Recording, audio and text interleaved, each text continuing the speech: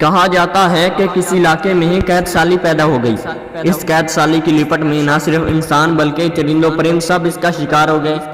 مویشی مالکین بے حد پریشان تھے۔ اس دوران ایک مسجد کے مولوی نے جمعے کے خطبے میں نہایت یقین کے ساتھ یہ بات بتائی کہ اللہ کا نام لے کر یعنی بسم اللہ الرحمن الرحیم پڑھ کر دریا کو حکم دیا جائے تو وہ بھی نافرمانی نہیں کرتا۔ خطبہ سننے والوں میں ایک چرواہا بھی موجود تھا۔ مولوی کی یہ بات سن کر اس کے دل میں اتر گئی اور اس بات پر اس کا کامل یقین ہو گیا۔ اس نے واپس آ کر اپنی بکریاں کھولی اور سیدھا دریا پر چلا گیا۔ اونچی آواز سے کہا بسم اللہ الرحمن الرحیم اور دریا کو کہا وہ اپنی بکریاں چروانے کے لیے دوسرے پار جانا چاہتا ہے اور اسے کہا کہ مجھے اپنے اوپر سے گزرنے دے۔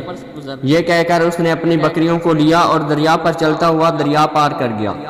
دریا کے دوسری طرف کا علاقہ گھاس سے بھرا پڑا، درختوں کے پتے بھی سلامت تھے کیونکہ کسی کو یہاں تک آنے کی رسائی نہیں تھی۔ اس نے خوب اچھی طرح اپنی بکریوں کو سیر کروایا اور واپس لوٹ آیا۔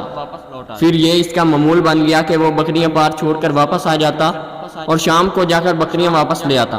اس کی بکریوں کا وزن دگنا چگنا ہو گیا۔ لوگ چونک گئے اور اس سے پوچھا کہ وہ اپنی بکریوں کو کیا کھلاتا ہے۔ وہ سیدھا سادہ اور صاف دل نوجوان تھا۔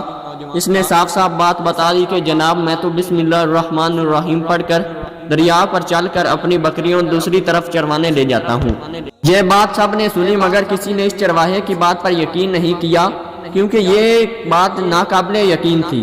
مگر بات ہوتے ہوتے مولوی صاحب کے پاس پہنچ گئی۔ مولوی صاحب نے اس چرواہے کو بلایا اور سارا ماجرا پوچھا۔ اس چرواہے نے مولوی صاحب کو ہی حوالہ بنا لیا کہ مولوی صاحب میں تو آپ کا شکر ادا کرنا چاہتا تھا۔ آپ نے جمعے کے خطبے میں جو نقصہ بتایا تھا کہ بسم اللہ کہہ کر دریا کو بھی حکم دو تو وہ بھی انکار نہیں کرتا، تو میں تو بس آپ کے نقصے پر ہی عمل کر رہا تھا۔ مولوی صاحب حیرت سے اس کے چہرے کو دیکھتے رہے۔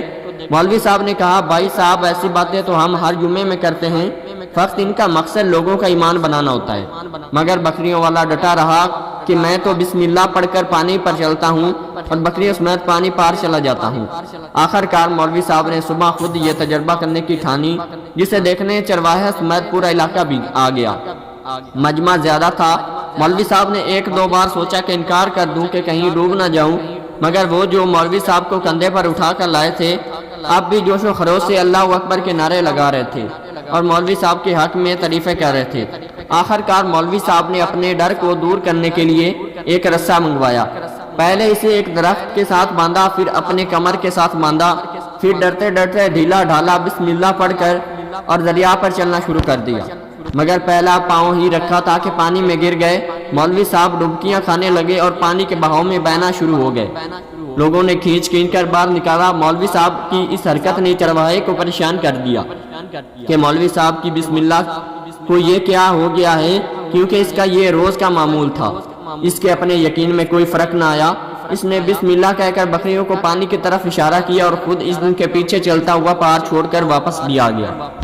لوگ اسے ولی اللہ سمجھ رہے تھے اور اس کے حق میں نعرے لگا رہے تھے، مگر وہ سب سے بے نیاز سیدھا سادہ انسان تھا۔ وہ مولوی صاحب کے پاس پہنچا اور کہا مولوی صاحب میں آپ کی بسم اللہ کی تعریف سے کافی پریشان تھا، مگر پانی پر چلتے ہوئے مجھے آپ کی بسم اللہ کی بیماری کا پتہ چل گیا۔ اس چرواہے نے درخت سے بندھی رسی کی طرف اشارہ کیا اور کہا مولوی صاحب یہ ہے آپ کی بسم اللہ کی بیماری، آپ کی بسم اللہ کی برکت کو یہ رسہ کھا گیا۔ آپ کو اللہ اور بسم اللہ سے زیادہ اس رسے پر بھروسہ تھا، لہٰذا اللہ نے بھی آپ کو رسی کے حوالے کر دیا۔ پھر کہنے لگا مولوی صاحب آپ بھی کمال کرتے ہو، میں نے آپ کے منہ سے سنا اور یقین کر لیا اور میرے اللہ نے میرے یقین کی لاج رکھ لی، مگر آپ نے اللہ کا کلام سنا مگر یقین نہیں کیا، لہٰذا آپ کو اللہ نے رسوا کر دیا۔